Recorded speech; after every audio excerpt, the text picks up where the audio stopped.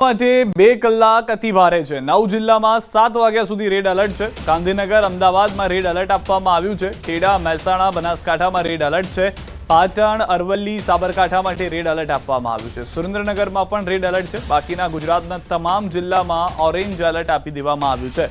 તો આગામી 2 કલાક મહત્વના છે। મોટાભાગના વિસ્તારો રેડ એલર્ટ અને ત્યારબાદ બચેલા તમામ જિલ્લાઓ ઓરેન્જ એલર્ટમાં છે। તો 10 કલાકમાં 170 તાલુકામાં વરસાદ। સૌથી વધુ મધ્ય અને ઉત્તર ગુજરાતમાં વરસાદ। અમદાવાદના દસક્રોઈમાં 10 ઇંચ જેટલો વરસાદ ખાબક્યો છે। નડિયાદ અને અહેમદાબાદમાં 8.5 ઇંચ જેટલો વરસાદ છે। માતરમાં 7, વસોમાં 5.5 ઇંચ વરસાદ। મહુધા અને કઠલાલમાં 5 ઇંચ વરસાદ થયો છે। ઉમરેઠમાં 4.5, ખેડામાં 4 ઇંચ વરસાદ। ધોળકા, ભિલોડા, પાટણમાં 3.5 ઇંચ વરસાદ। અમદાવાદ શહેરમાં 2.5 ઇંચ જેટલો વરસાદ વરસ્યો હોવાનું હાલમાં જાણવા મળી રહ્યું છે। તો કુલ રાજ્યની અંદર 50 ઇંચથી વધુ વરસાદ ખાબકી ગયો હોય તે પ્રમાણેનો આંકડો જે છે